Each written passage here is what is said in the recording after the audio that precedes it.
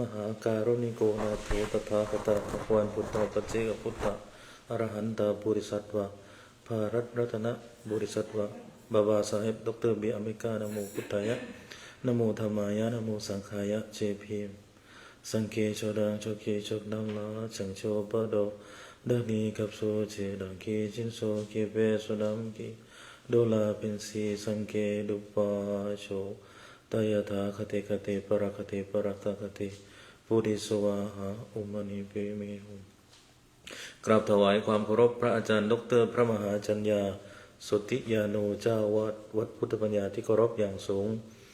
กราบขอโอกาสและกราบถวายความเคารพพระอาจารย์ดรพระมหานรินทร์โทขอแสดงความนับถือไปยังท่านพระมหาวชรินทร์อัคคการีปรริยนธรรม9ประโยคแล้วก็ขอเจริญพรญาติโยมทุกท่านที่อยู่ที่นี่แล้วก็รับชมอยู่ทางบ้านนะครับวันนี้ก็จะพูดถึงเรื่องของภูมิ31นะมาดูว่าภูมิ31เนี่ยมันรวมถึงอะไรกันบ้างนะครับพูดถึงภพภูมิเนี่ยก็เกี่ยวเนื่องกับภพภูมิในความหมายของพื้นที่ที่พระพุทธเจ้าตรัสไว้นะครับแล้วก็รวมถึงภพภูมิที่เป็นในมิติแบบนามธรรมที่พระพุทธเจ้าตรัสไว้เช่นกันในแต่ละภพภูมิเนี่ยมันก็หมุนเวียนไปตามแรงของกิเลสและกรรมแล้วก็วิบากของสิ่งมีชีวิตดวงนั้นๆนะครับใช้คำว่าสิ่งมีชีวิตsentient beings แล้วกันครับทีนี้พูดง่ายๆว่าการเวียนว่ายตายเกิดเนี่ยมันหมุนไปตามแรงของกิเลสกรรมแล้วก็วิบาก ทีนี้สถานที่อุบัติขึ้นของการเวียนว่ายตายเกิดเนี่ยก็เป็นผลกรรมที่มี31ภูมิเนี่ยเป็นที่รองรับนะครับทีนี้31ภูมิเนี่ยแบ่งเป็น2ส่วนใหญ่ๆก็คืออบายภูมิ4สุคติภูมิ21อบายภูมิ4สุคติภูมิ27ครับรวมเป็นแล้วก็31ทีนี้เรามาดูอบายภูมิ4กันก่อนอบายภูมิ4เนี่ยคือภูมิอันเป็นที่อุบัติขึ้นของรูปนามนะทั้งรูปทั้งนามทั้งกายและใจที่มาจากผลของกุศลกรรมได้แก่นรกภูมินะครับนรกภูมิ1เปรตภูมิ1แล้วก็อสุรกายภูมิ1แล้วก็ติเรชานภูมิ1สรุปมี4นะครับอบายภูมิก็คือภูมิที่ไปสู่ทุกขติเป็นภูมิที่ได้รับผลของความทุกข์ยากนะครับทีนี้ที่พูดว่าเป็นภูมิที่อุบัติขึ้นตามรูปและนามเนี่ยที่ต้องพูดว่ารูปและนามเนี่ยเพราะว่าบางภูมิเนี่ยไม่เกี่ยวกับรูปบางภูมิเป็นที่อยู่ของนามเดี๋ยวเราจะอธิบายไปตามลำดับนะครับทีนี้โดยสรุปคือเวลาพูดถึงอบายภูมิเนี่ยคือรวมทั้งนรกเปรตอสุรกายแล้วก็ติเรชานฉะนั้นสัตว์เดรัจฉานเนี่ยหรือติเรชานภูมิเนี่ยก็อยู่ในอบายภูมิถูกไหมครับสัตว์เดรัจฉานนี่แปลว่าสัตว์ที่มีลำตัวขวางนะครับลำตัวขวางไม่ขึ้นอย่างนี้แปลว่าสีเท้าหรือลำตัวขวางไป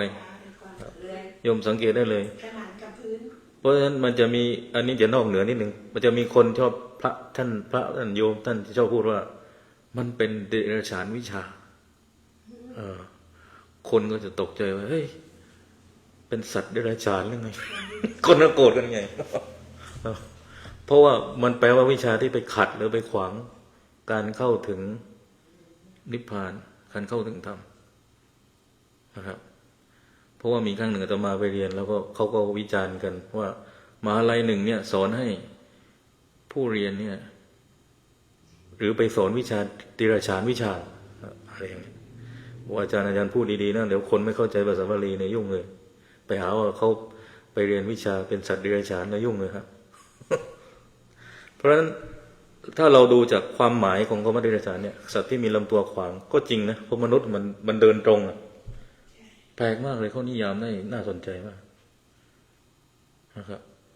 แล้วมิติของสัตว์เดรัจฉานเนี่ยมันจะมีอยู่อย่างหนึ่งก็คือว่าอันนี้เขาพูดเป็นคำถามไว้นะเวลาที่สัตว์เดรัจฉานมันเดินไปเนี่ยแล้วอยู่อะไรไม่รู้มันตกไปจากข้างบนตกมามันเดินไปอย่างนี้ใช่ไหมแล้วตกมาปุ๊บเนี่ยเขาบอกว่ามันอาจจะไม่รู้ว่ามันตกมาจากข้างบนเพราะว่ามันไม่เหมือนมนุษย์ที่มีลำตัวตั้งเพราะฉะนั้นสิ่งมีชีวิตที่เรียกว่ามนุษย์เนี่ยจึงไม่อยู่ในอบายภูมิและเป็นสิ่งมีชีวิตที่ประเสริฐที่สุดยอดที่สุดเพราะลำตัวตั้งโครงสร้างทางสรีรวิทยาเนี่ยถ้าเทียบกับสัตว์มนุษย์เนี่ยสุดยอดที่สุดอันนี้เอามนุษย์ก่อนนะไม่เอามนุษย์ต่างดาวนะเอามนุษย์นี้ก่อน ครับมนุษย์ต่างดาวอาจจะเป็นอนาเตอร์บีอิงซึ่งเราก็กำลังหาอยู่ว่ามาจากไหนเอาล่ะทีนี้พอพูดถึงอบายภูมิ4แล้วก็นึกแค่ว่ามีเปรตอสุรกายเดรัจฉานแล้วก็นรกนะครับเพราะนั้นถ้าไปเกิดในเดรัจฉานภูมิเป็นสัตว์เดรัจฉานเนี่ยก็ยังอยู่ในชั้นอบายภูมิคือพวกเดียวกันเลยถูกจัดกลุ่มอยู่ในพวกเดียวกันกับมนุษย์ในพวกเดียวกันกับสัตว์เดรัจฉานเปรตอสุรกายนรกนะครับทีนี้มาดูสุคติภูมิ27นะครับอบายภูมิ4สุคติภูมิ27ภูมิอันเป็นที่ไปเกิดขึ้นของรูปนามที่เกิดจากผลของกรรมดีได้แก่มนุษย์ภูมิ1มนุษย์เนี่ยภูมิของมนุษย์เนี่ยมีอยู่1นะครับแล้วก็เทวภูมิ6เทวดา6ชั้นคว้านะครับแล้วก็รูปภูมิ16แล้วก็รูปภูมิ4รวมเป็น27ภูมินะครับทีนี้ก่อนที่จะไปอธิบายเพิ่มเติมอีกในส่วนของภูมิ31เนี่ยเพราะว่ายังมีการเรียกชื่อของภูมิทั้ง31ภูมิเนี่ยในชื่ออื่นเดี๋ยวอธิบายก่อนที่จะไปถึงตรงนั้นเนี่ยเมื่อกี้เราพูดมาแล้วว่าถ้าไปนรกเราเรียกว่าไปอบายภูมิถ้าไปเดรัจฉานเราเรียกว่าไปอบายภูมิถ้าไปเปรตก็เรียกว่าอบายภูมิถ้าไปเดรัจฉานก็อบายภูมิแล้วคำถามคือว่าทีนี้ไปสวรรค์ก็ไปสุคติภูมิซึ่งมีอยู่6ชั้นแล้วไปเหนือกว่าสวรรค์อีกก็คือรูปภูมิ16อรูปภูมิ4ซึ่งเป็นพรหมนะครับอันนี้คือในมิติเชิงพื้นที่ก็มีคำถามว่ามีนรกสวรรค์ที่พระพุทธเจ้าตัดไว้ที่ไม่เกี่ยวกับพื้นที่ได้ไหมเพราะคนชอบพูดกันว่าโอ้ไม่มีแล้วมั้งท่านนรกสวรรค์ที่เป็นพื้นที่เดี๋ยวนี้เขาเชื่อกันว่าสวรรค์ในอกนรกในใจพุทธเจ้าตรัสไว้ทั้งสองอย่างเอาอย่างที่เกี่ยวกับเรื่องของมิติจิตใจเนี่ยในเชิงจิตใจนะไม่ได้เกี่ยวกับเรื่องของพื้นที่นะในเชิงจิตใจเนี่ยพุทธเจ้าตรัสไว้เรื่องของการที่อายตนะและอารมณ์ที่เร่าร้อนอายตนะตาหูจมูกลิ้นกายใจประสบกับอารมณ์ที่เร่าร้อนในทุติยกามสูตรแล้วก็ทุติยปาตาลัยสูตรนะครับพระสุตตันตปิฎกสังยุตตนิกายสลายตวรรคพุทธเจ้าอธิบายความหมายของนรกในเชิงสภาวะจิตใจไว้ว่าคำว่านรกเนี่ยเป็นชื่อของเสพเสน่หาหรืออารมณ์ที่น่าใคร่น่าพอใจน่าปรารถนาที่ทำให้เกิดความกำหนัดหรือเป็นชื่อของสัมผัสทางหูจมูกลิ้นกายใจเป็นทุกข์ไม่น่าปรารถนาไม่น่าพอใจนรกทางใจก็คือสภาวะที่จิตใจถูกโทสะความโกรธราคะความอยากได้โมหะความสับสนความหลงเข้าครอบงำคือความรู้สึกของมันมีความรู้สึกของไฟเผาในจิตใจมีความเร่าร้อนกระวนกระวายไม่สงบเย็นอันนี้เขาเรียกว่านรกที่เรียกว่านรกในอกนรกทั้งเป็นตกนรกทั้งเป็นนะครับอันนี้ในเชิงของนรกนะในเชิงของสวรรค์เนี่ยพระพุทธเจ้าก็ตรัสไว้ในสังยุตตนิกายอังคุตรนิกายนะครับเช่นในมิติของจิตใจคือความผ่องใสและวิเวกสวรรค์ทางใจหรือเรียกว่าสวรรค์ในทางใจสวรรค์ทางใจสวรรค์ในอกสวรรค์ทางใจสวรรค์ในอกคือสภาวะที่ประกอบไปด้วยเมตตากรุณามุทิตาอุเบกขาสภาวะที่จิตมีความบันเทิงใจหรือปราโมทย์มีปิติความอิ่มใจและปัสสันธิความสงบระงับความรู้สึกที่เบาสว่างเบิกบานปราศจากความกรนกวาย มีความสุขที่ไม่ต้องไปเบียดเบียนใครและไม่ต้องอิงอาศัยกรรมคุณที่เร่าร้อนนิยามนี้ค่อนข้างจะครอบคลุมมากนะมันมีความสุขที่ไปเบียดเบียนคนอื่นด้วยนะแสดงว่าเพราะอันนี้เขาบอกว่าเป็นความสุขนิดที่ไม่ต้องไปเบียดเบียนใครแสดงว่ามันมีความสุขที่ชาวโลกเข้าใจว่าความสุขนั้นเนี่ยคือการไปเบียดเบียนคนอื่นแล้วก็มีความสุขคนชาวโลกอาจจะต้องเข้าใจอย่างนั้นมันมีความสุขประเภทนี้อยู่ซึ่งถ้าเป็นความสุขที่ไปเบียดเบียนใครมันไม่ใช่ความสุขในทางพุทธศาสนาความสุขที่ไปเบียดเบียนคนอื่นแล้วตัวเองมีความสุขมีไหมที่คนเขาเข้าใจกันมีเนาะเยอะแยะไปหมดฆ่าอาวุธทำสงครามเงินขึ้นค่าน้ำมันขึ้นมีความสุขแล้วตัวเองคุมตลาดโลกได้น้ำมันขึ้นขายอาวุธเงินก็ได้อันนี้ชัดเจนว่าเบียดเบียนชัดเจนเลยนะครับแล้วก็เป็นความสุขที่อิงอาศัยกรรมคุณที่ร้อนมีอะไรบ้างโอ้เยอะเลยอบายมุขนะครับที่แปลว่าปากทางแห่งความเสื่อมสารพัดเลยต้องอาศัยกรรมคุณที่เราร้อนเข้าผับเข้าบาร์ทั้งหลายในอบายมุขทีนี้พระพุทธเจ้าตรัสไว้ว่าสวรรค์6ชั้นและนรกสามารถประสบผ่านทางอายตนะทั้ง6ตาหูจมูกลิ้นกายใจได้เมื่อตาหูจมูกลิ้นกายใจกระทบอารมณ์แล้วเกิดความทุกข์ทรมานใจมีความคับแค้นใจความเร่าร้อนนั่นคือการเสวยผลในนรกเมื่อใดที่กระทบอารมณ์แล้วมีจิตประณีตผ่องใสสงบเย็นและมีปัญญานั่นคือการเสวยผลในสวรรค์อันนี้ในความหมายของสวรรค์ในอกนรกในใจที่พระเจ้าตรัสไว้ก็อธิบายทั้งในเชิงพื้นที่กับในเชิงนามธรรมที่อยู่ในสภาพของความรู้สึกทางจิตใจมันก็เป็นเรื่องที่แปลกว่าเวลาคนเขาชอบเอามาเถียงกันเนี่ยมันก็จะจำนวนแบบนี้ว่าคนที่เขาไม่เชื่อเรื่องนรกสวรรค์ในเชิงพื้นที่เนี่ยแต่ถ้าสมมติเขาเชื่อในเชิงมิติแบบนี้อยู่เนี่ยมันก็ช่วยได้ระดับหนึ่งนะครับมีฝรั่งที่ศึกษาพุทธศาสนามากมายไม่เชื่อเรื่องพื้นที่อย่างสตีเวนเบเชลเลอร์อย่างอาจารย์มารุตเนี่ยพาดพิงท่านหรือเปล่าเราก็ต้องพูดความจริงนะครับท่านฟังจากเมืองอะไรนะฮะยูทาห์มีจะบอกว่าไม่ใช่แค่คนไทยแต่ว่าฝรั่งสตีเวนเบเชลเลอร์หรือว่าอีกหลายคนที่อยู่ในกลุ่ม Insight Meditation Center ฝรั่งเขาเชื่อว่าการนั่งสมาธิเนี่ยมันทำให้จิตสงบผ่อนคลายสบายเขาเชื่อว่ามันเป็นประโยชน์แต่เขาไม่เชื่อว่าการนั่งสมาธิเนี่ยมันนั่งไปปฏิบัติไปแล้วเนี่ยถึงจุดหนึ่งเนี่ยมันไม่ใช่แค่ไปถึงสวรรค์มันพ้นจากสวรรค์ไปเกิดในพรหมโลกไปในส่วนของสมถกรรมฐานเขาไม่เชื่อ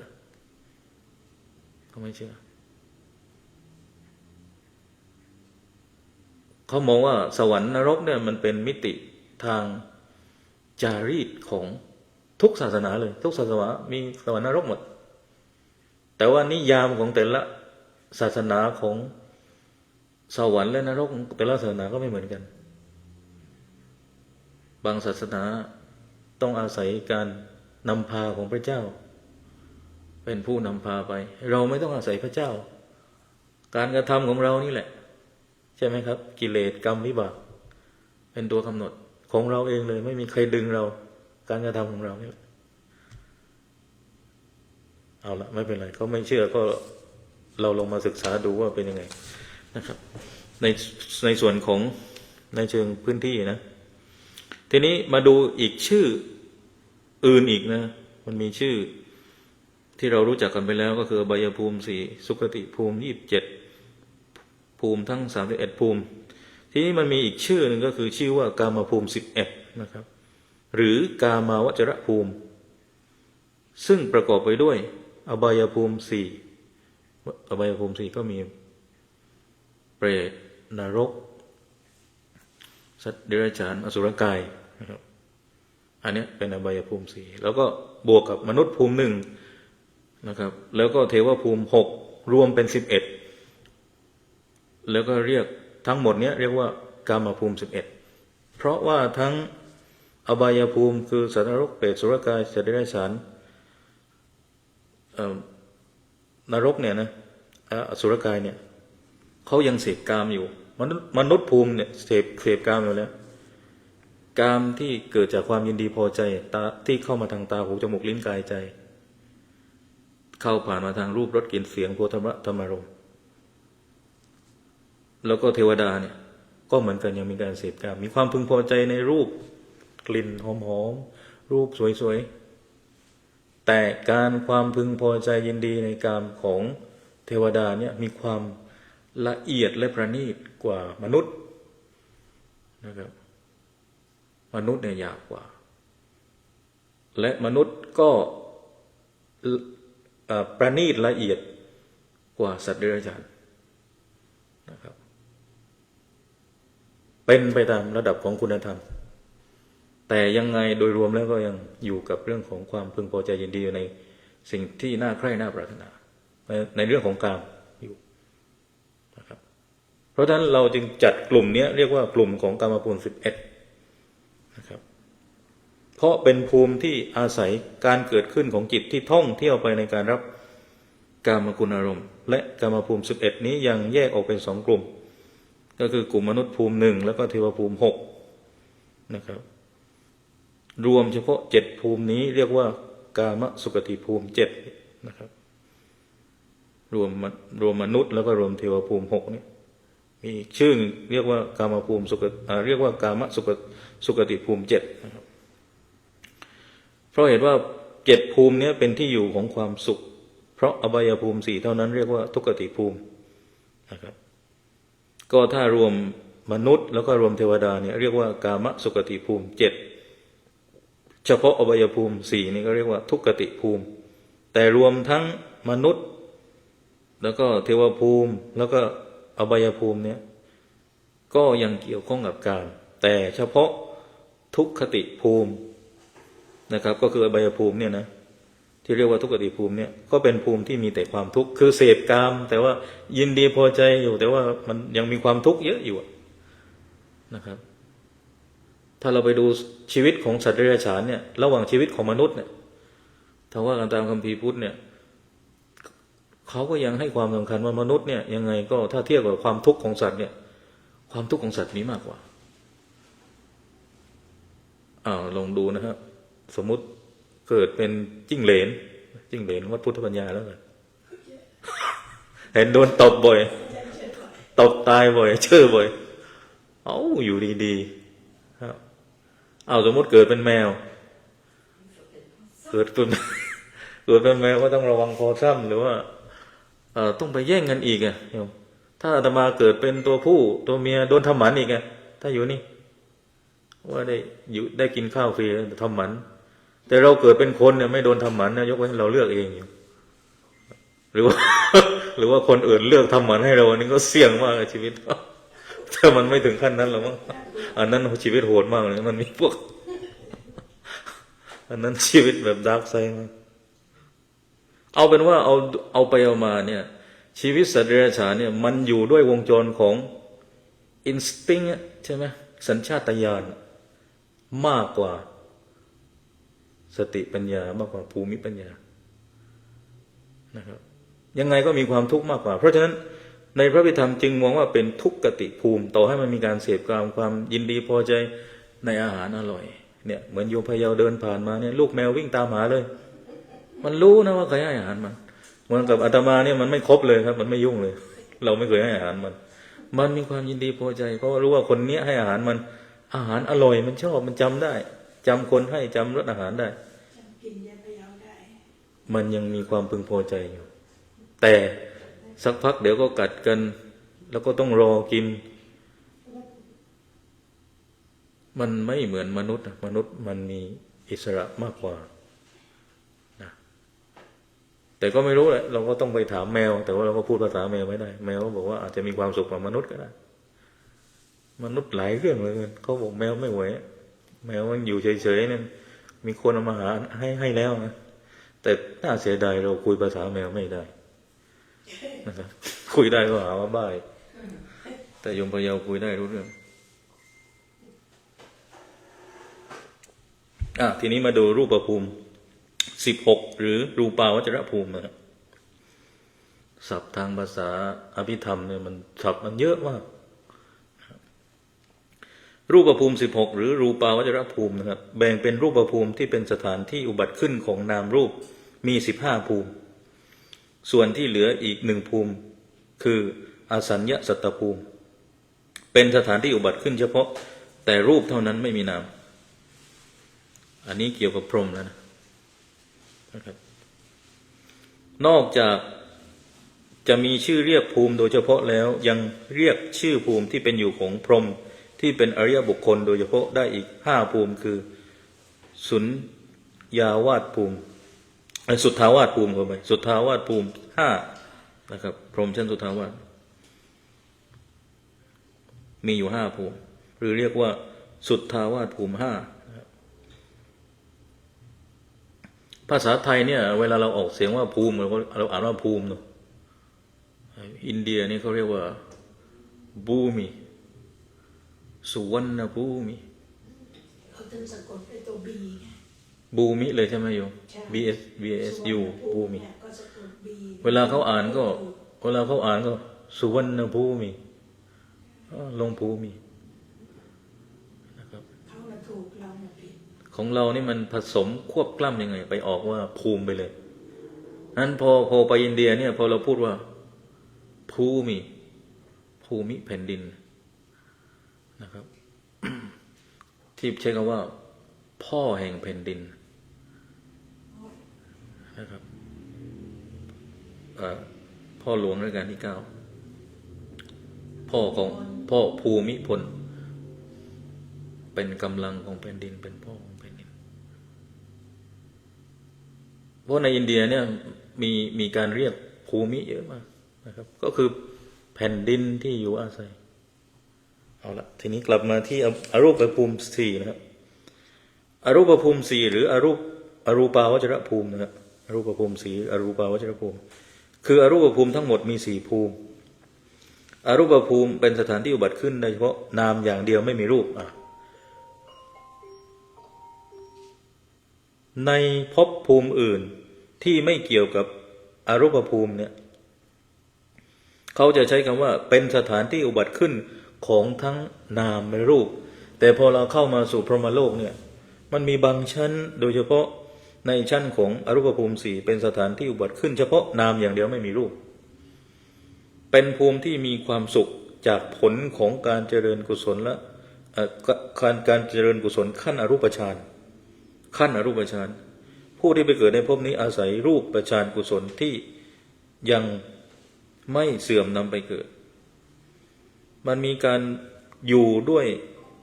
นามที่ไม่มีรูปนะครับ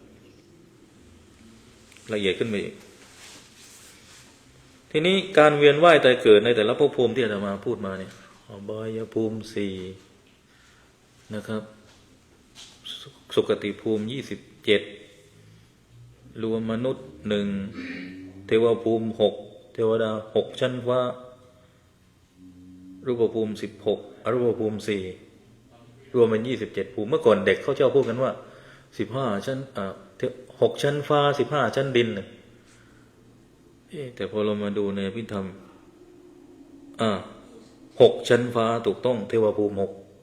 6แต่รูปภูมิมันมี16มันไม่ใช่15ชั้น6ชั้นฟ้า15ชั้นดินอะไร15ชั้นดิน15ชั้นยกงงพูดตามเลยทีนี้คนเมื่อก่อนเนี่ยคนโบราณคนจีนก็เหมือนกันฟ้าดินเป็นพยานสวรรค์เป็นพยานครับ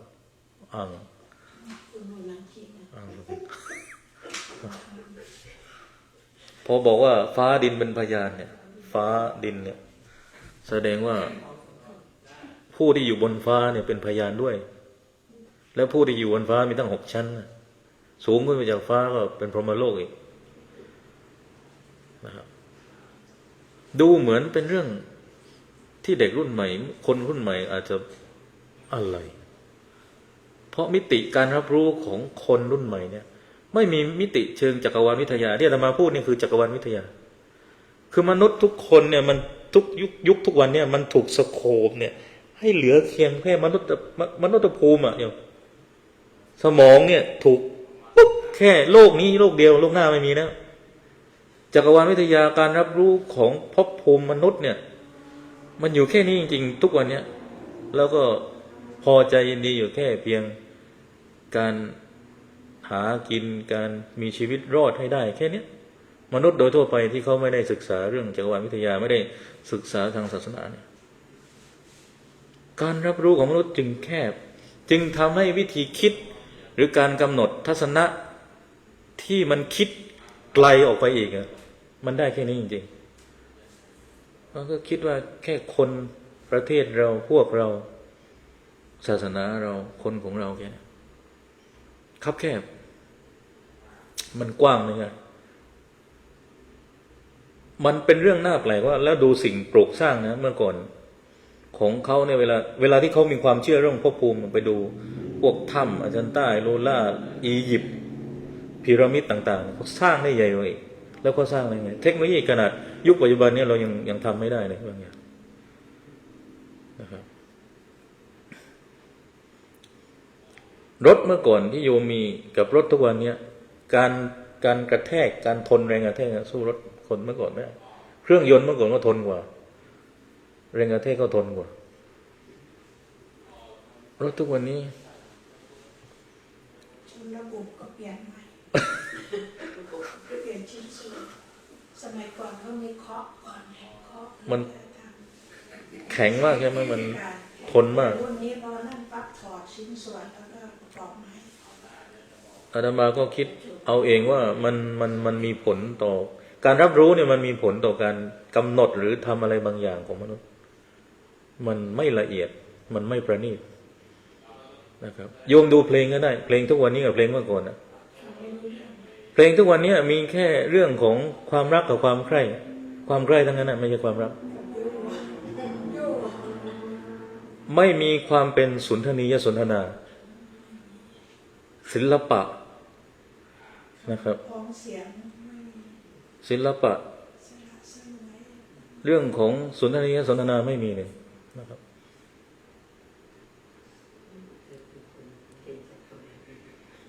อาตมาอาจจะเป็นคนรุ่นเก่าที่มาเกิดในยุคใหม่ก็ได้กลับมาเกิดผิดยุคเลยทีนี้มาดูเรื่องของทั้งกุศลและก็อกุศลเนี่ยก็เป็นแรงผลักดันให้โคจรไปตามภพภูมิต่างๆตามหลักกรรมกิเลสนะครับแล้วก็วิบากตามที่ทราบกันสมมุติว่ามีเจตนาทำบาปในชาตินี้เจตนาหังภิกขเวเนี่ยก็จะเป็นเหตุทำให้เกิดรูปนามเกิดขึ้นในชาติต่อไปภพหน้าก็คือภพที่อุบัติขึ้นของรูปนามที่เกิดจากเจตนากรรมชั่วได้แก่อบายภูมิสี่โอ้โหนี่คือถ้าคิดชั่วปุ๊บเล็งอบายภูมิสี่เลยอบายภูมิสี่ก็เปรตรออยู่นรกรออยู่สัตว์เดรัจฉานรออยู่อสุรกายรออยู่คนเขาชอบพูดกันนะว่าอันนี้มันโลกเหมือนเปรตเลยนะเปรตมันชั่วแล้วเขาไม่ได้บอกว่าอันนี้มันโลกเหมือนเทวดาไม่ใช่เขาไม่ได้บอกมีที่ไหนเขาพูดมันโลกเหมือนพรหมก็ไม่มีใครพูดอันนี้มันเลวมันสัตว์เดรัจฉานเลยดูคนเขาพูดกัน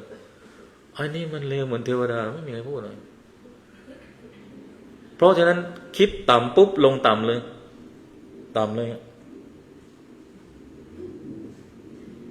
ตามกรอบพุทธเลยเนี่ยแต่ที่เราพูดกันเนี่ยมันอาจจะอิงอยู่กับวัฒนธรรมของพุทธฐานรากทางพุทธศาสนาอยู่พอฐานรากทางพุทธศาสนาอ่อนเนี่ยคนไม่เชื่อเรื่องภพเรื่องภูมิเนี่ยดูคนโอ้เดี๋ยวนี้โหดร้ายมากมันโหดร้ายชนิดที่ว่ายังไงครับการฆ่ากันเนี่ยเป็นเรื่องจิ๊บจอยปิ๊บเดียวง่ายๆคือไม่มีความรู้สึกว่ามันผิดอะไรเลยนะ เรียกแล้วมันมาจากการที่คิดนะมันไม่ใช่ว่ายาบ้าโดนเข้าไปแล้วมันคิดไม่ได้ไม่ใช่ คนที่เขาฆ่ากันทุกวันเนี้ยคิดไตร่ตรองไว้แล้วในสำนวนกฎหมายก็คิดไตร่ตรองวางแผนไว้แล้ว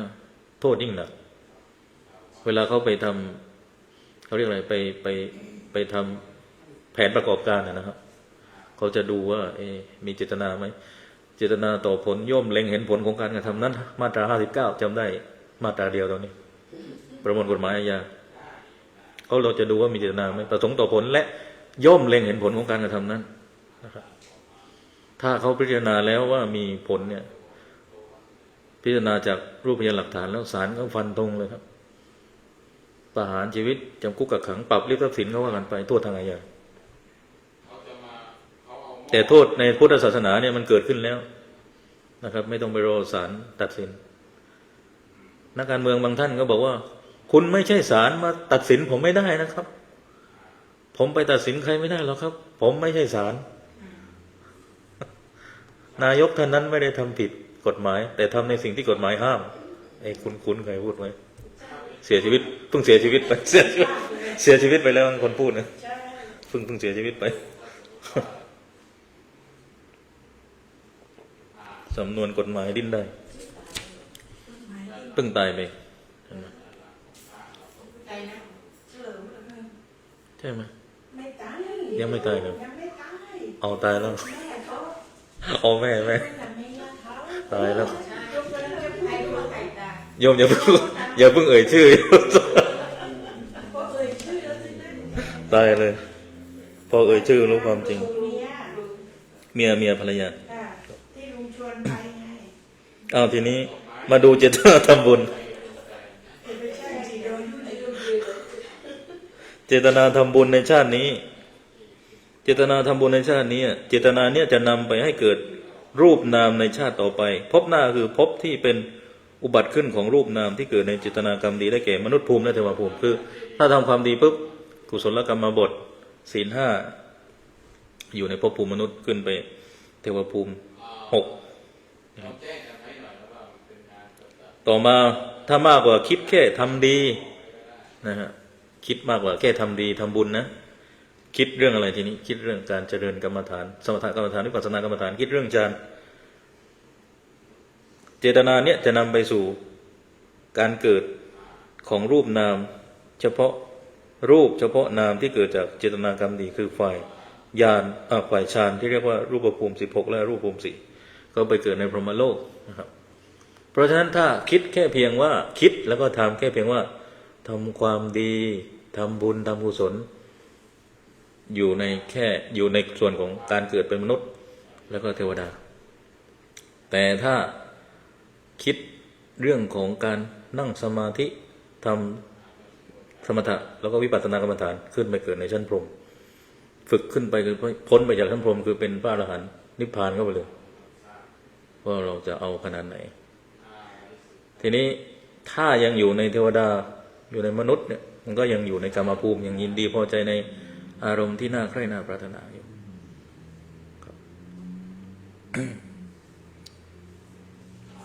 ทีนี้คนเขาก็โดยส่วนใหญ่เขาก็เป็นคนดีก็อยู่แค่ตรงทำความดีทำบุญเนี่ยก็พอแล้วเขาบอกพอแล้วนะครับถ้าจะขึ้นถึงสมถกรรมฐานวิปัสสนากรรมฐานมันต้องมากกว่าทำบุญนะครับแต่ว่าถ้าเราคิดแค่เพียงทำบุญมันขึ้นไปนรกมันขึ้นไปสวรรค์แต่ว่ามันยังไม่ปิดอบายภูมิถ้าปิดอบายภูมิมันต้องโสดาบันขึ้นเนี่ยต้องโสดาบันขึ้นจึงปิดอบายภูมิคือไม่ตกนรกแน่ถ้าเป็นโสดาบันนึกว่ามันก็ต้องได้ระดับพระเจ้าสุโธทนะอนาถบิณฑิกะเศรษฐีที่รวยแล้วก็ทำบุญเราจะเห็นว่าบุคคลสำคัญของทางพุทธศาสนาที่พระเจ้าระบุชื่อไว้เนี่ยขั้นต่ำโสดาบันหมดไล่มาตั้งแต่อนาถบิณฑิกะเศรษฐีพระเจ้าสุโธทนะแล้วก็นางประชาบดีนางวิสาขาเนี่ยแม้แต่เทพอะไรนะที่เขาเห่อกันพักนึงท้าวเวสสุวรรณ ครับ ไปสวรรค์เพื่อนวัด ท้าวเวสสุวรรณเนี่ยคนรู้จักในนามไปขอให้ร่ำรวยให้เวลตี้แต่ท้าวเวสสุวรรณเนี่ยเป็นพระโสดาบันคือคนไม่ดึงคนพระท่านพูดแค่บางวัดท่านพูดแค่ว่าร่ำรวยก็มีท้าวเวสสุวรรณกันเต็มเลยแต่ไม่ดึงเข้ามาอีกว่าเนี่ยท้าวเวสสุวรรณเนี่ยไม่ใช่แค่ร่ำรวยนะแต่ท่านเป็นพระโสดาบันด้วยรวยแล้วยังสนใจเรื่องภายในด้วยขัดเกลาตนเองจนถึงเป็นพระโสดาบันแล้วก็มีการผัดเปลี่ยนกันมีเวลาวันหมดอายุไม่ใช่ว่าเป็นท้าวเวสสุวรรณแล้วเป็นไปตลอดไม่เปลี่ยนมันมีลำดับเวลาอยู่แต่อย่างน้อยที่เราเห็นคือไม่ใช่ว่าทำให้รวยอย่างเดียวแต่ไม่ใช่ว่าเป็นสัญลักษณ์ของความร่ำรวยอย่างเดียวไปขอได้อย่างเดียวแต่ท่านเป็นตัวอย่างของการเข้าถึงธรรมคือโสดาบันปิดอบายภูมิด้วยให้คนไม่ค่อยสื่อสารนะคิดถึงท้าวเวสสุวรรณคิดถึงเรื่องรวยไม่ได้คิดถึงเรื่องโสดาบันหรอกแต่จริงคือโสดาบันด้วยเพราะคนกลัวโสดาบันคนขอรวยอย่างเดียวไม่เอาโสดาบันแล้วพอเห็นนิพพานแล้วกลัวเลยคนกลัวไม่เอาแล้วนั่งสมาธิแล้วตัวร้อนไปหมดเลยไม่ไหวกลัวไม่ได้เกิดแล้วไม่ได้สนุกต่อยเกิดมาก็ไม่รู้ได้เกิดเป็นมนุษย์หรือเปล่าอีกไม่แน่ใจนะต่อไปพระสารีบุตรเนี่ยนะครับได้ตอบคำถามเกี่ยวกับการเวียนว่ายตายเกิดไว้มีคำถามว่าภพมีเท่าไหร่ท่านก็ตอบว่ามี3ก็คือกามภพรูปภพและอรูปภพกามภพเราอธิบายไปแล้วก็คือดินแดนที่เกี่ยวพันกับเรื่องของกามก็มีตั้งแต่อบายภูมิ4แล้วก็เทวภูมินะครับแล้วก็มนุษย์ภูมิ1นะครับเทวภูมิ6ทีนี้แล้วก็รูปภพอรูปภพนะครับคำถามต่อว่าการเกิดในภพใหม่มีได้เพราะเหตุใดพระสารีบุตรก็ตอบว่าเพราะความยินดียิ่งของเหล่าสัตว์ที่มีอวิชชามีตัณหาเป็นเครื่องผูกพันไว้หรือตัณหาเป็นเครื่องผูกพันอารมณ์6ไว้การเกิดในภพใหม่มีได้ต่อไปเพราะเหตุนี้นะครับก็คือมีเรื่องของความยินดียิ่งของเหล่าสัตว์ซึ่งไอ้ความยินดียิ่งเหล่านี้มันมีอวิชชาหรือมีอวิชชามีตัณหาเป็นเครื่องผูกพันไว้ขึ้นต้นก็อวิชชาปัจจยาสังขารปัจจยาวิญญาณปัจจยาขึ้นอวิชชามาก่อนเลยนะครับ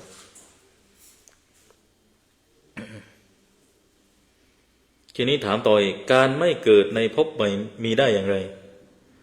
พระสารีบุตรก็บอกว่าเพราะอวิชชาสิ้นไปมีวิชชาเกิดขึ้นและเพราะตัณหาดับไปการเกิดในภพใหม่ต่อไปไม่มีเพราะอย่างนี้แสดงว่าอวิชชาสิ้นตัณหาสิ้นก็จะไม่มีภพไม่มีชาติจบข่าวในปฏิจจสมุปบาทคำถามคือว่าอาตมาก็ชวนไปเรื่องสังคมอีกมันมีพุทธบางสำนักเขาบอกไม่เชื่อคำของพระสารีบุตรขอไปไม่เชื่อคำของภาษาวกเชื่อแต่คำของพระพุทธเจ้าเท่านั้นมีอยู่สำนักหนึ่งตอนเนี้ยอะไรวจนะอะไรโยม พูดแค่นี้พุทธวจนะพูดตรงๆก็ได้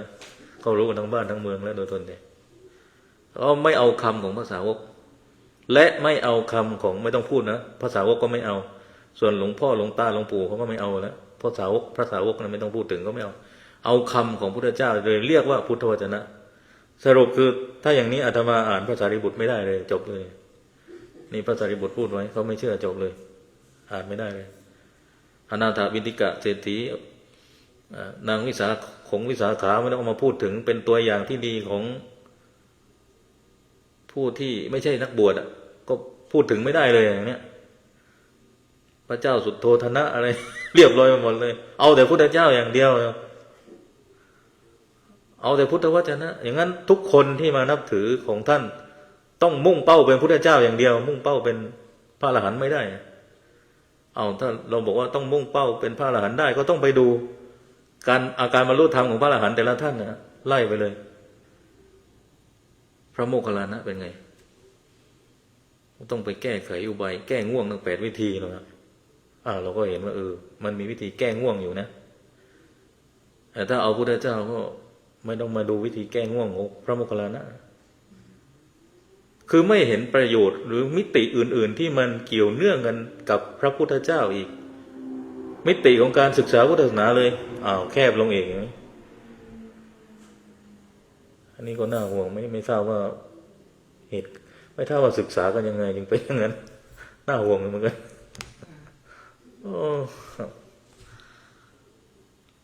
ยังมีอีกหลายเรื่องถ้าพูดเรื่องสำนักอื่นเขาแล้วนะธรรมาอังสาก็ต้องไม่ใส่อย่างนั้นเพราะพระพุทธเจ้าตัดจีวร3 ผืนนี่ไม่ต้องไม่ต้องอธิบายเรื่องผ้าผ้าเสืออะไรก็ใส่เฉพาะเอาเหมือนพระศรีลังกาอยู่จีวรสบงสังฆติ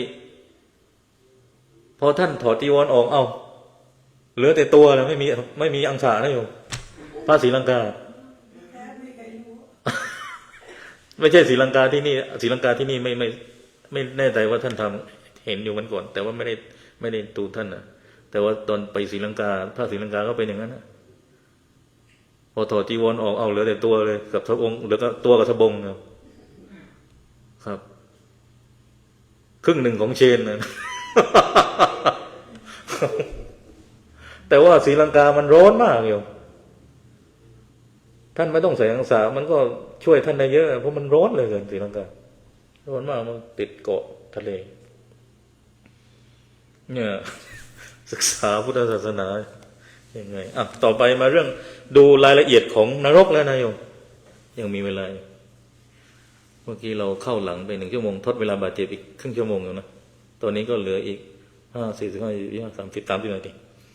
มาดูอบายภูมิ4แปลว่าดินแดนของกรรมวายชั่วอบายภูมิคือภูมิอันเป็นที่อยู่ของสัตว์ที่มีเจตนาฝ่ายอกุศลนำไปเกิดเป็นภูมิที่ขวางต่อนิพพานเป็นภูมิที่ขวางต่อนิพพานมี4 ภูมินะ4 ภูมินี้ก็เหนื่อยแล้วโยมถ้าไป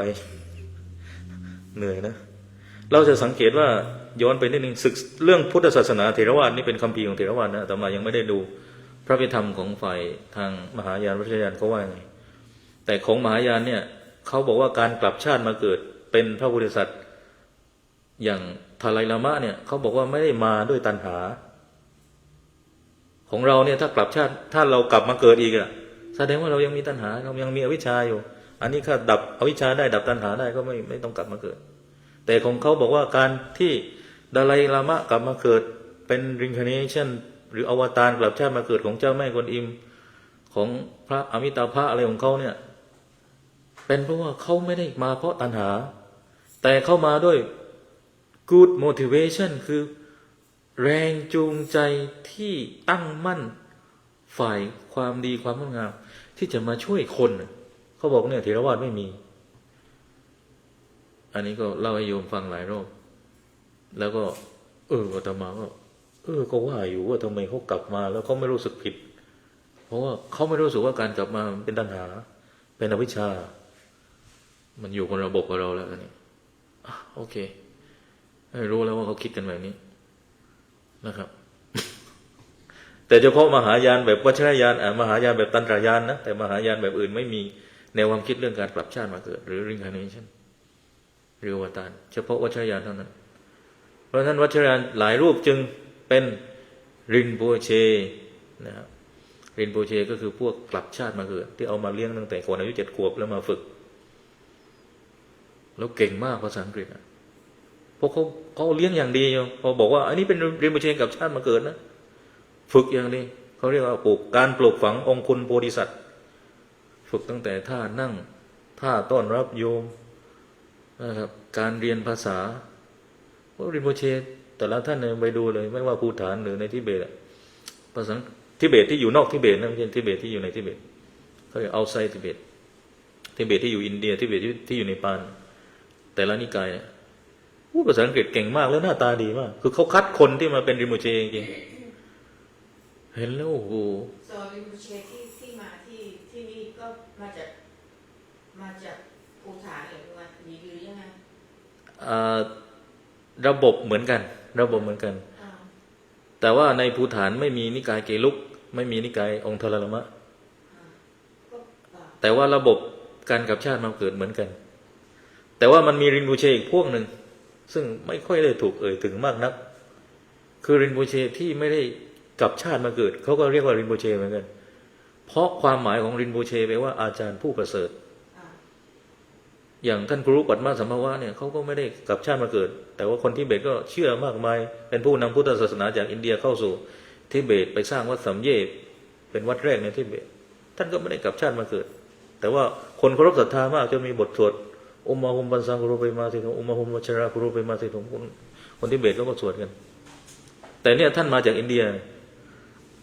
เพราะฉะนั้นคติการกลับชาติมาเกิดแบบ reincarnation มันเกิดในทิเบตไม่ได้เกิดในอินเดียครับในวัชรยานในอินเดียอาตมาก็ไม่เห็นว่ามีแนวความคิดเรื่องการกลับชาติมาเกิดไปดูวัชรยานในมหาลัยนารันทามหาวิทยาลัยกรมศิลาไม่มีเลยคือวัชรยานมันพัฒนามาจากอินเดียแต่พอมันเข้าไปในทิเบตเนี่ยแนวความคิดกลับชาติมาเกิดมันเพิ่งเกิดในนิกายกาจูหรือกากิวหลังจากสถาบันกษัตริย์ล่มสลายแล้วเนี่ยพระก็ขึ้นมาเป็นอำนาจเป็น head of state เพราะว่าพระเนี่ยมีลูกไม่ได้ทำยังไงทีนี้เขาก็มีระบบการกลับชาติมาเกิดเนี่ยในวัดเขาเนี่ยเอามาเป็นฮดครับขนาดพระสังฆราชเรายังต้องไหว้เลยใช่เพราะถ้าระดับสถานะเขาตัวเล็กกว่าใช่ไหมตัวเล็กกว่าโดยสถานะเนี่ยคือรินโบเชเนี่ยต้องไปดูว่ารินโบเชแล้วเป็นรินโบเชที่ reincarnation หรือตุนกูหรืออวตารมาจากใครเพราะอย่างองค์ทารามะเนี่ยรินโบเชก็เหมือนกันเกียววาลารินโบเชคือคนส่วนใหญ่ไม่ค่อยรู้ว่าองค์ทารามะก็เป็นรินโบเชเกียววาลารินโบเชการกลับชาติมาเกิดขององค์ทารามะหรือ reincarnation เนี่ยกลับชาติมาเกิดเจ้าแม่กวนอิมหรือเอาโลติเกสสวาราออเซนเรสิกในภาษาทิเบตแต่อีกท่านหนึ่งที่คู่กันเลยนะตอนนี้ถูกจับอยู่ที่จีนไม่ปล่อยทีก็คือปัญเชลามะท่านก็เป็นรินโบเชเหมือนกันลามะแปลว่าครูลามะทุกรูปไม่ได้เป็นรินโบเชก็มีแต่ว่าอันนี้ท่านเป็นรินโบเชด้วยคือการกลับชาติมาเกิดของพระพุทธเจ้าอมิตาภะสถานะของปัญเชลามะเนี่ยเป็นอาจารย์ขององค์ทารายามะแต่สถานะทางการเมืองเนี่ยทารายามะเป็น head of state แต่ปัญเชลามะเป็นอาจารย์เป็นมาสเตอร์ของทารายามะทีนี้เราต้องไปดูว่ารินโบเชที่มาจากไหนก็ตามจะพูดฐานมองโกเลียเนี่ยท่านเนี่ยมาจากใครถ้ามาจากปัญเชลามะขอไปถ้ากลับชาติมาเกิดจากพระอมิตาภะพระอมิตาภะเป็นพระเจ้าก็สูงแล้วก็ต้องไปดูตำแหน่งของท่านอีกตำแหน่งของท่านเนี่ยเป็นตำแหน่งอะไรเป็นเจ้าวาดไหมคือบางท่านกลับชาติมาเกิดปุ๊บเนี่ยเป็นเจ้าวาดเลยนะครับเพราะว่าท่านจับระฆังได้จับนี่ได้แสดงว่านี่เป็นเรมเชกลับชาติมาเกิดพวกเรมเชคือพวกที่อดีตชาติของเจ้าวาดกลับชาติมาเกิดแล้วอดีตชาติของเจ้าวาดที่กลับชาติมาเกิดเนี่ยเขาเป็นการกลับชาติมาเกิดของใครของอมิตาภะของเจ้าแม่กวนอิมหรือของใครนะของกรีนตาราไวตารานะครับของพระมัชชุศรีก็มีต้องไปดูว่าของใครระบบมันซ้อนลึกลับซับซ้อนปวดหัวเลยโยมเราต้องเขาจะบอกว่าถ้านั่นเขาจะแจ้งอยู่ถ้าเราต้องค้นต้องอ่านนิดหนึ่งทีนี้มีปัญเชนลามะเนี่ยมาที่เมืองไทยซึ่งเป็นคนที่จีนตั้งมาเนี่ยคนใหม่ปัญเชนลามะตัวจริงเนี่ยถูกจับไว้แล้วคนไทยก็ไม่ได้รู้เรื่องนี้ตัวนั้นก็มาที่เมืองไทยคนไทยอาจจะรู้บ้างเนี่ยคนที่ศึกษาทิเบตเขาอาจจะรู้บ้างแต่คนที่ไม่ศึกษาทิเบตเขาปัญเชนลามะมาเพราะว่าจีนส่งมาแล้วจีนเป็นคนตั้งเพราะฉะนั้นถ้าจีนเป็นคนตั้งไม่ได้เกี่ยวอะไรชาติที่แล้วชาติใหม่ชาติอะไรนั้นเขาไม่สนใจจีนเขาบอกเขามีกฎหมายเขาดูแลทิเบตอยู่ตอนเนี้ยเขามีอำนาจในการตั้งจบแค่นั้นเลยเพราะฉะนั้นปัญเชนลามะในความหมายของจีนคือมาจากอำนาจมาจากมิติทางกฎหมายแต่ถ้าปัญเชนลามะหรือทารายามะจากทิเบตของวัชรยานภูฐานอะไรก็ตามเนี่ย มันมาจากคติที่เกี่ยวข้องกับภพภูมิอยู่ว่ากลับชาติมาเกิดของใครในวัฒนธรรมของทิเบตจะต้องเอาเด็กก่อน7 ขวบมันจับดูไอ้นี่มันจับระฆังได้ไหมแล้วมันมีวิธีดูเด็กว่าเข้าทางเข้าท่าไหมถ้าอย่างเนี้ยก็ถือว่ากลับชาติมาเกิดแต่จีนไม่สนจับตั้งเลยเหมือนปัญเชลามะที่มาเมืองไทยเนี่ยคนไทยก็ปัญเชลามะปัญเชลามะบางคนก็ไม่รู้ถ้าคนของจีนเนี่ยอาตมาไม่ทราบแต่ว่าโดยปกติถ้าในระบบวัฒนธรรมทิเบตเนี่ยเขาเทรนอย่างดีเพราะเขามีการเทรนที่เรียกว่าการปลูกฝังองค์คุณพระโพธิสัตว์ก่อน7 ขวบเขาจะเอามาเลี้ยงทีนี้มันมีประเภทที่ผิดพลาดเอามาบวชตั้งแต่หลังๆ7 ขวบแล้วก็มีก็คือชื่อดาลามะองค์ที่6ฉางชางกยัตโซนะครับผิดพลาดยังไงก็เอามาเลี้ยงตอนโตมากเนี่ยมันฝึกยากอยู่ประเด็นง่ายๆคือเราในทิเบตในศรีลังกาเนี่ยในพม่าอาตมาไม่รู้นะในทิเบตในศรีลังกาเนี่ยเขาบวชตั้งแต่เน้นเลยโยมแล้วเขาไม่นิยมศึกกันนะครับแต่ก็มีศึกอยู่นะ ไม่ใช่ว่าไม่ศึกมีอยู่แต่ว่าความนิยมมันไม่เหมือนเมืองไทยเนี่ยเอาเข้าจริงโอเพ่นเยอะมากนะโยมโอเพ่นยังไงพระทิเบตบอกว่าประเทศยูนี่บวชแล้วก็ศึกได้ด้วยเหรอโดนไป1 ดอกนะโดนไป1 ดอกดอกที่2ตามมาอีกถ้ามาโดนอีกแล้วประเทศของยูนี่แต่งงานมาแล้วมีลูกมีครอบครัวแล้วมาบวชได้อีกเหรอโดน1 ดอกครับทีนี้เราก็ต้องนั่งอธิบายเขาครับบอกโอ้ยของเรานี่ตั้งแต่พระมหากษัตริย์แล้วตั้งแต่ครองราชย์เนาะแล้วก็ไปสืบราชสมบัติต่อศึกไปแล้วของเรามีประเพณีการบวชเรียนเพราะบ้านยากจนบวชมาแล้วก็ลาสิกขาเป็นข้าราชการจบประโยค9ไปเป็น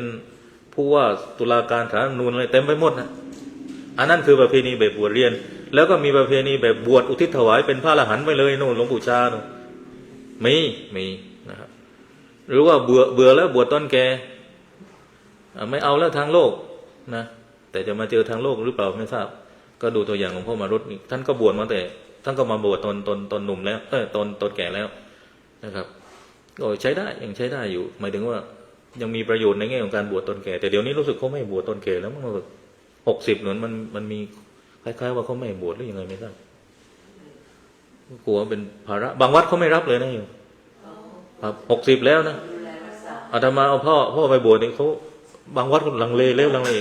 เขากลัวเป็นภาระให้วัดเขาครับยกเว้นโยมเป็นเจ้าวาดเองง่ายเราเป็นเจ้าวาดเองง่ายคุยกันง่ายเนี่ยเราก็ต้องนั่งตอบคำถามพระทิเบตเราก็บอกว่าของเรานี่นะได้หมดแต่บวชมาแล้วเนี่ยก็ต้องทำตัวให้ดีนะเจ้ากินข้าวเย็นเหมือนท่านไม่ได้นะ เขากินข้าวเย็นเป็นปกติไม่ได้ผิดอะไรเคยถามเขาเหมือนกันว่ากินข้าวเย็นเนี่ยผิดไหมเขาบอกผิดนะมีศีลก็ห้ามอยู่นะฮะแต่เขาบอกsorry for the Buddha I'm so hungry I'm so tired today can I eat เขาอธิบายอย่างนี้เราตอบไงเลย เอาเขากินเขาเปิดเผยชัดเจนทุกคนก็รู้กันนะ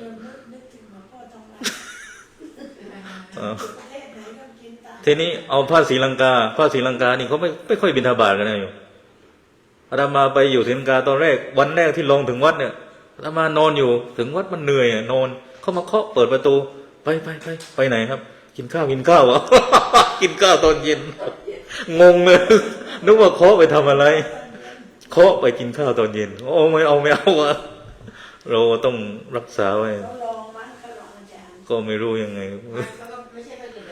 เขากินกันปกติครับแต่ว่า2 มื้อแค่นั้นหรือไงไม่ศรีลังกาเขากินเย็นครับเขากินเย็นกันปกติครับยกเว้นว่าวัดป่าแต่โดยส่วนใหญ่เขากินเย็นกันแล้วไม่บิณฑบาตแต่โยมก็ศรัทธานะต่อแถวไหว้พระธาตุนะตั้งแต่เนี่ยหน้าวัดเราเนี่ยไปถึงแคลมอนต์นะโยมแถวยาวนั้นนะใส่ชุดขาวยาวเลยคนศรีลังกาชุดขาวตัวดำปีเนี่ยต่อแถวยาวตัวติชอบกินมะพร้าวเพราะพระทิเบตเนี่ยจึงบวชแต่เนนนะบวชแต่เนนตั้งแต่เกซุนเกเยนก่อนเป็นเกซุนไม่เป็นพระละเกเยนตั้งแต่เกเยนเป็นเนน คนเนนเราก็ตอบเขาอย่างเนี้ยว่า จะมาเที่ยวเตะบอลก็ไม่ได้อีกนะพระพม่าเตะบอลได้ เห็นพระพม่าเตะกันประจำครับ เตะตะกร้อ ครับตอนมาเรียนมจรพระไทยโยมคนไทยอะไรนี่พระไทยมาเตะบอลโอ้ไม่ใช่พระไทยนะพระพม่าเขาแล้วจะไปห้ามยังไงไปเตะก็อย่าไปเตะข้างหน้าเกินไปหลบหน่อยนะห้ามก็ห้ามไม่ได้อีกบางทีพวกพยายามคุยบางลูกมาพูดภาษาอังกฤษไม่ค่อยได้พม่าเราก็ไม่ได้อีกคุยกันยากแล้วพระพม่าเนี่ยแข็งนะโยมไม่ใช่ท่านจะฟังเราง่ายๆนะเขาแม่นเรื่องวินัยอะไรเขาเล่นเขาอธิบายได้หมดอะดุด้วยต้องคุยดีๆนะครับเดี๋ยวศึกบางนาจันไม้เพราะฉะนั้นของเขาเนี่ยดูเหมือนว่าบวชแต่เนนแต่ว่าเขามีวิธีพลอยู่เขามีวิธีพลของเขาของเราถ้าไม่มั่นใจก็กราบนิมนต์ไปเรียนรู้ทางโลกก่อนแล้วค่อยว่ากันสมมติมันมีวิธีการมองต่างกันแต่ถ้าดูให้ดีแล้วประเทศไทยเนี่ยยืดหยุ่นที่สุดไปศรีลังกาเนี่ยนะมีอยู่วัดที่มีรูปเจ้าแม่กวนอิมมีอยู่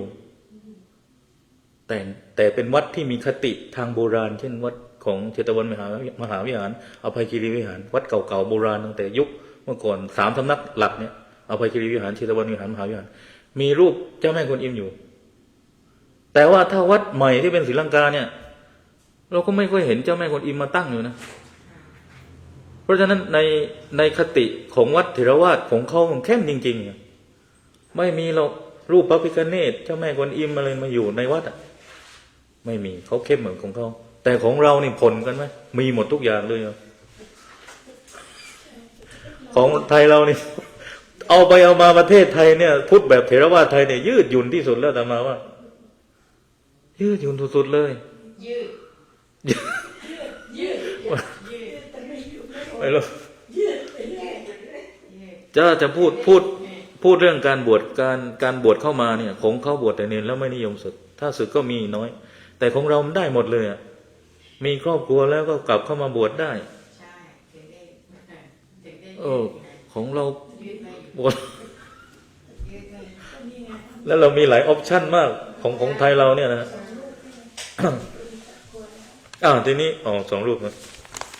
ทีนี้เดี๋ยวกลับมาตบท้ายที่อบายภูมินิดหนึ่งนะอบายภูมิก็อธิบายต่อนิดหนึ่ง1ก็คือนิรยภูมินิแปลว่าไม่มีอายะแปลว่าความเจริญรวมความหมายก็คือภูมิที่อยู่ของสัตว์นรกที่ไม่ว่างเว้นจากความทุกข์ไม่ว่างเว้นจากความทุกข์เลยนะตายแล้วนรกเนี่ยไม่ว่างเว้นจากความทุกข์เลยไม่ได้พักกันเลยมนุษย์เนี่ยยังได้พักบ้างจากความทุกข์ นะครับมีความหมายว่าความเดือดร้อนความไม่มีความสุขดังนั้นนิรยะกับนรกจึงมีความหมายเดียวกันนะบางศัพท์ถ้าเราไปคีย์ศัพท์ภาษาอังกฤษเนี่ยนรกมันสะกดยังไงสะกดต้องพิมพ์ว่านิรยะN I N I Y A นิR A แล้วก็ Y A นิรยะนะครับหรือพิมพ์ก็ว่าเฮลมันก็คำทั่วไปแต่ว่าพิมพ์ว่านิรยะจะชัดกว่าทับต่อไปเปรตภูมินะครับเปรตภูมิเนี่ยเป็นภูมิที่อยู่ของความเดือดร้อนมากอดอยากหิวโหยต่างกับสัตว์นรกที่เดือดร้อนเพราะถูกทรมานคือถ้าไปตกนรกเนี่ยความทุกข์ไม่ว่างเว้นแล้วมีแต่ทรมานถ้าไปนรกนะถ้าสมมุติไปเปรตเนี่ยหิวโหยอีกไม่ดีทั้งนั้นอบายภูมิหิวโหยถ้าไปอสุรกายเป็นภูมิที่ไม่สว่างรุ่งโรจน์โดยความอิสระแต่สนุกรื่นเริงคำว่าไม่รุ่งโรจน์หมายถึงความเป็นผู้ฝืดเคืองใจคอไม่ร่าเริงถ้าไปอสุรกายนะครับมันมีความทุกข์ต่างกันอีกนะความทุกข์ก็มีออปชั่นของมันเหมือนกันนะติรฉานภูมินะครับเป็นภูมิที่มีความทุกข์ประมาณน้อยกว่าแสดงว่าถ้าไปเกิดในเดรัจฉานเนี่ยถือว่ายังเป็นออปชั่นที่ดีกว่าเปรตนรกอสุรกายถ้าไปเดรัจฉานภูมิเป็นสัตว์เดรัจฉานเป็นสัตว์เนี่ยนะทุกน้อยกว่านรกเปรตอสุรกายที่ชื่อว่าเดรัจฉานเพราะมีลำตัวขวางเนี่ยพูดไปแล้วอกขนานกับพื้นลำตัวขวางเดินแบบขวาง และจิตใจก็ขวางด้วยในความหมายนี้ จิตใจขวางจากพระนิพพานด้วย มันไม่รู้หรอกนิพพานน่ะโยมเขาบอกสัตว์มนุษย์เทวดาที่อยู่ในภูมิของกามภูมิกามสุขติภูมิด้วยเนี่ยยังรู้อยู่ เพราะฉะนั้นเดรัจฉานคือทั้งตัวขวางจิตใจขวางพระนิพพานนะครับเพราะฉะนั้นที่อยู่ของสัตว์เดรัจฉานโดยทั่วไปก็อยู่ปะปนกับภูมิมนุษย์มันปะปนเห็นกันอยู่แต่ว่าไอ้3ภพเนี่ยนะก็คือนรกเปรตสุรกายเนี่ยอาจจะไม่ได้อยู่ใกล้ชิดกับมนุษย์ตลอดเวลาอาจจะแวบๆอยู่บ้างมั้ยก็เราจะเอาแบบไหนดีเนี่ยทีนี้พอพูดถึง นรกเปรตอสุรกายสัตว์เดรัจฉานเนี่ยมันจะมียุคหลังที่เวลาพระท่านเทศมันจะใส่คำนี้เข้าไปโยมอาจจะเคยได้ยินมนุษย์ติรฉานโนมนุษย์สเทโวมนุษย์เทวดามนุษย์สเทโวมนุษย์ติรฉานโนมนุษย์สัตว์เดรัจฉานมนุษย์เทเดรัจฉานมนุษย์สเปโตมนุษย์เปรตมนุษย์มนุษย์นรกแต่ไม่ค่อยได้ยินมนุษย์นรกนะเราได้ยินแต่มนุษย์เปรโตมนุษย์สเทโวมนุษย์เทวดามนุษย์เปรตแล้วก็มนุษย์เดรัจฉานนะครับเป็นมนุษย์ร่างกายเป็นมนุษย์แต่การกระทำเนี่ยเป็นแบบนั้นเลยเป็นเปรตบ้างเป็นอสุรกายบ้างที่เขาว่าคนเหมือนเปรตเนี่ยคนตายเวลาเขาด่าคนตายเขาด่าชาติเปรตคือเป็นเกิดเปรตทั้งชาติเลยชาติเปรตแล้วก็ด่าแรงมากก็คือว่าชาติเปรตก็คือทำตัวเหมือนเปรตเลยชาติเปรตครับเหมือนชาติเปรตเหมือนเปรตครับเหมือนกับเปรตคือหิวโหยเดือดร้อนนะครับแสดงว่าอันนี้คือในความหมายของมนุษย์สเปรโตนะครับที่ยกมาในระดับชั้นอัตถกถาเข้าใจว่านะครับ ทีนี้พอพูดถึงนรกอันนี้จบเรื่องนรกนะครับนรกหรือนิรยะเนี่ยเป็นสถานที่ของผู้ที่ทำบาปอกุศลไว้นะครับนรกเนี่ยอย่าลืมว่าเป็นพื้นที่ที่ไม่ว่างเว้นจากความทุกข์เลยนะมนุษย์กับสัตว์เดรัจฉานเนี่ยได้ว่างเว้นบ้างได้พักบ้างแต่ถ้าลงไปนรกเนี่ยไม่ว่างเว้นเลยคือบุคคลที่ทำบาปตายลงเนี่ยถ้าบาปอกุศลนั้นแรงก็จะส่งผลไปเกิดในนรกต้องเสวยผลบาปที่ทำไว้ได้รับทุกข์ทรมานแสนสาหัสนรกเนี่ยมีอยู่2ประเภทหนึ่งก็คือมหานรกที่เรียกว่านรกขุมใหญ่มี8ขุมที่บอกว่านรก8ขุมเนี่ยอยู่ในมหานรกนะครับ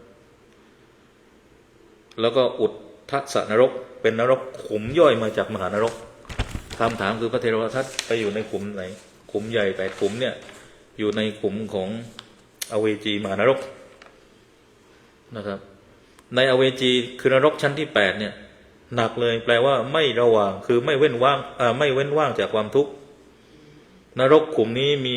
ไฟลุกโพลงเต็มไปหมดไม่มีที่ว่างเว้นเลยนี่อเวจีนรกเรามักจะได้ยินว่าอเวจีมหานรกบ่อยนะครับเนี่ยเพราะมันเป็นชั้นที่โอ้โหแบบสุดไฮมันเอ็กซ์ตรีมสุดๆหนักสุดๆเพราะฉะนั้นสัตว์นรกขุมที่8เนี่ยก็คือแน่นขนาดเหมือนยัดธนานคือไม่มีที่ว่างเช่นกันสัตว์นรกทุกตนถูกเผาเขาเรียกตนนะถูกเผาไหม้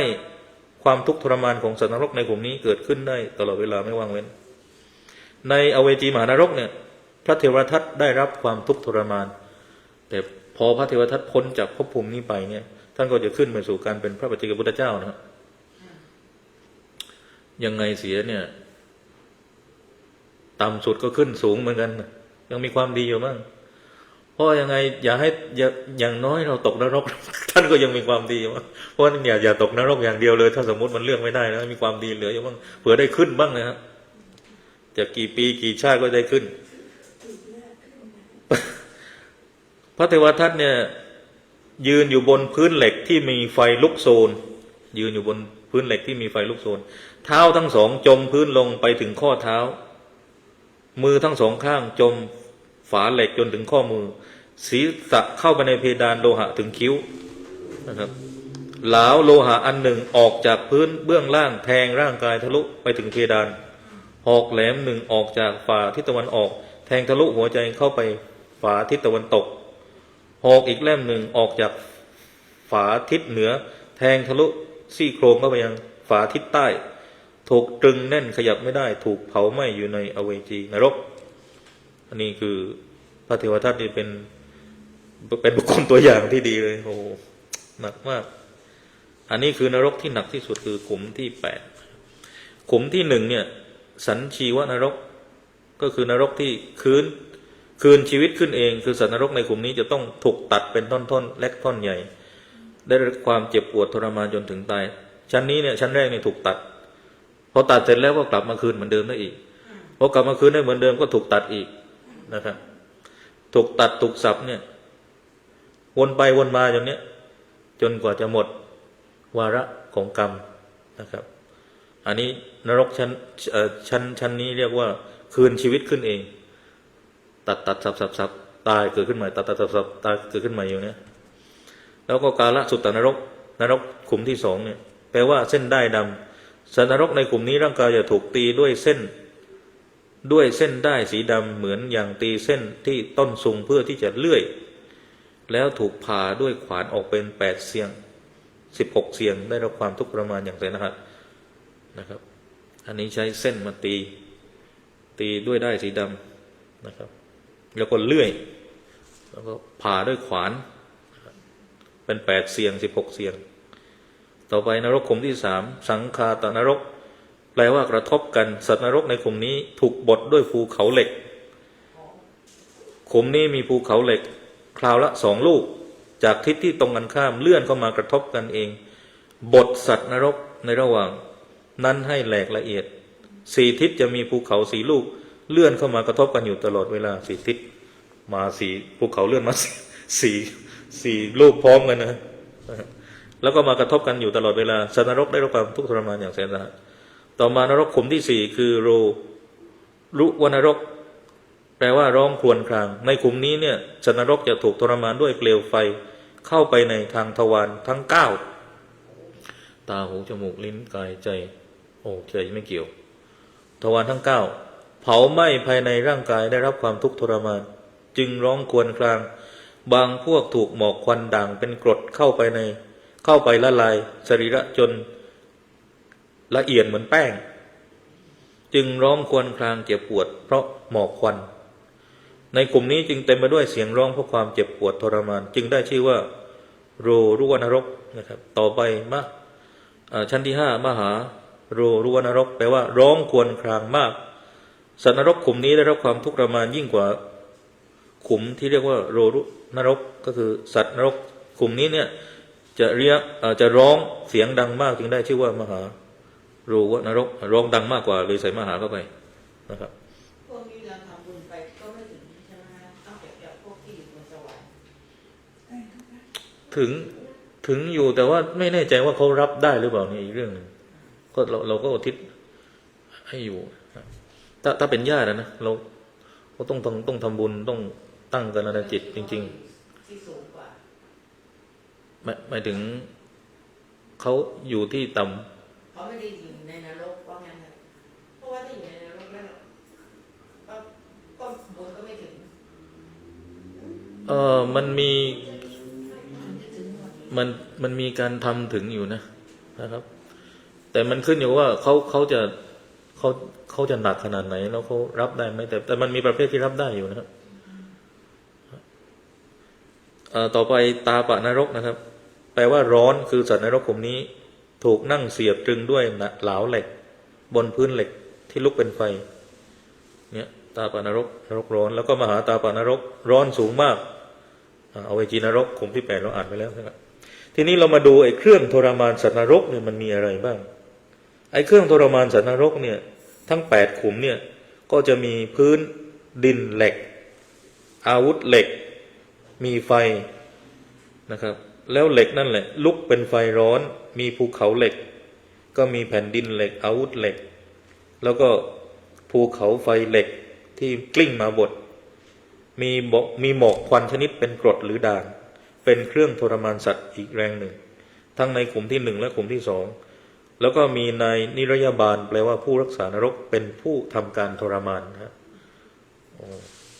สัตว์นรกแต่ละขุมเนี่ยลึกลงไปกว่านั้นในอัตถกถาสังกิจจาชาดกไม่ได้กล่าวถึงนายนริยาบาลมีแต่ไฟถ้าในอัตถกถาฉะนั้นสังกิจจาชาดกเนี่ยไม่ได้กล่าวถึงนายนิรยาบาลมีแต่ไฟเหล็กเครื่องอาวุธต่างๆเท่านั้นเป็นเครื่องที่มันเกิดขึ้นเองเพื่อทรมานสัตว์แต่ว่าในคัมภีร์ของอภิธรรมเนี่ยพูดถึงผู้รักษานรกคือนายนิรยาบาลเนี่ยเป็นผู้ที่ควบคุมทำการเผาอีกแรงหนึ่งนะครับทีนี้อายุของสัตว์นรกนะครับบางพวกเนี่ยมีอายุยืนยาวมากแต่เมื่อสิ้นจากเวรจากนรกทั้ง8ขุมแล้วเนี่ยถ้ายังไม่หมดกรรมก็ต้องไปเกิดในนรกบริวารขุมเล็กๆอีกไอ้นรกบริวารขุมเล็กๆเนี่ยนะครับที่เราเรียกว่าอุทธัสสนรกนะครับนรกขุมบริวารเล็กๆเนี่ยก็อยู่รายล้อมมหานรกเนี่ยมหานรกก็เป็นขุมเนี่ยที่เมื่อกี้อ่านไปนะมันยังมีขุมเล็กๆอยู่รอบๆอีกเพื่อรับไอ้นรกขุมเล็กๆเนี่ยรองรับไว้เพื่อรองรับทุกข์จากเศษกรรมอีกนะครับต่อไปก็เดี๋ยวเราค่อยมาพูดกันเรื่องอุทธัสสนรกที่มีนรก4ขุมนะเป็นนรกบริวารของขุมใหญ่ที่จากมหานรก8ขุมเนี่ยนะครับนรกขุมในส่วนของอุทธัสสนรกเนี่ยเขาบอกระบุขนาดไว้ชัดเจนมากนะอันนี้อาตมาขนมาจากตอนเรียนพระพิธรรมทางไปรษณีย์เมื่อน่าจะ10 ปีที่แล้วได้ตอนอยู่วัดโพเผือกแล้วก็ย้ายมาวัดละโกนธรรมแล้วก็ขนมานี่ยังอยู่คัมภีร์นี้อาศัยขนกันทีนี้อย่างเช่นมาดูเล่นๆที่หนึ่งนะใน1ขุมเนี่ยมี4ทิศแต่ละทิศมี4ขุม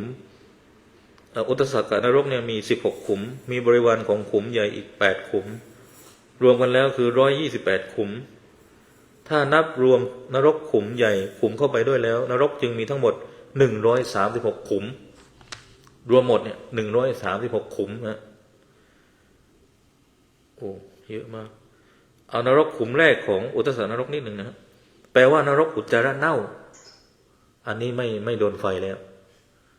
สบายแล้วโยมไม่โดนไฟไม่โดนหินเหล็กไม่โดนเสียบแล้วแต่ว่าเหม็นเหลือเกิน นรกเหม็นเลยอาตมาก็จินตนาการนะว่านรกเนี่ยมันต้องมีแต่ไฟลุกนะไอ้นี่มันมีออปชั่นใหม่ด้วยนะออปชั่นมูลเน่าเนี่ยเขาเรียกว่าคูฐานรกหรือคูดนะภาษาไทยเราเรียกคูดแปลว่านรกอุจจาระเน่าสัตว์นรกเมื่อตายจากขุมใหญ่แล้วเนี่ยก็จะมาเสวยกรรมในนรกขุมย่อยๆนรกขุมนี้จึงเต็มไปด้วยอุจจาระเน่าดังอยู่ติดกับมหานรกสัตว์นรกจะมีปากแหลมเหมือนปากเข็มนะพากันเจาะใส่ผิวหนังเนื้อเอ็นกระดูกเยื่อในกระดูกเจ็บปวดรวดร้าวยิ่งนักแต่ก็ไม่ตายคือมีชีวิตอย่างทรมานไปกว่าจนจะหมดกรรมคือประเด็นของนรกเนี่ยมันอยู่ตรงนี้ฮะคือการทรมานอยู่ตรงนี้เลยส่วนจะทรมานยังไงไอ้4ขุมที่ผ่านมาเนี่ยมีหมดทั้งเหล็กหลาวทั้งเขาทั้งถูกสับผาเป็นเสียงๆพุกไฟไหม้กรอกเนี่ยอันนี้คือทรมานแบบไฟแบบเหล็กแบบร้อนอะไรกับอีกส่วนหนึ่งคือนรกคูฐานรกเนี่ยก็ทรมานด้วยความเหม็นเน่าอีกเหม็นเน่าไม่พอมันยังมีการเหม็นเน่าแล้วยังมีไอตัวปากแหลมมันนอกมาเคยกระแทกกระดูกเจาะกินอีกเจ็บฉีกอีกโอ้โหนอนกินอีกพอตายเสร็จเกิดขึ้นมาโดนอีกอยู่อย่างเนี้ยโอ้แสดงว่าในบรรดาอบายภูมิ4เนี่ยนะเปรตอสุรกายสัตว์เดรัจฉานเนี่ยเบากว่าเพื่อนเนี่ย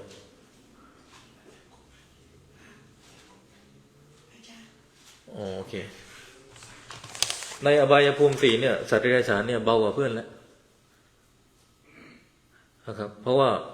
ได้หยุดว่างจากความทุกข์บ้างยังมีคนเลี้ยง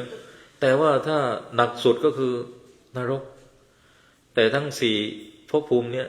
ก็อยู่ในภพภูมิเดียวกันคืออบายความทุกข์ มีหลายรูปแบบมาก หนักกว่าที่มนุษย์รับรู้กันอีกนะ คุณไม่เคยกลัวความทุกข์ ไม่กลัวเพราะว่าเขาอาจจะไม่ได้มานั่งฟังแบบนี้ไม่ได้อ่าน สงสัย ไม่มีเวลาอ่าน เขาบอกนรกเหรอไม่เชื่อ เอาลองอ่านหน่อยไหมอ่านสักหน่อยอ่านสักหน่อยอ่านแล้วอาจจะหลอนก็ได้ไม่เอาแล้ว ก็ขอโมทนาขอบคุณ ไปสวรรค์นั่นเลยขอขอบคุณขอโมทนาขอบคุณทุกท่านนะที่มาช่วยรับฟังช่วยกันศึกษา ขอความสุขความเจริญความรุ่งเรืองความร่ำรวยในธรรมขององค์พระสัมมาสัมพุทธเจ้าจงมีแต่ทุกคนทุกท่านเตือนขอเจริญพร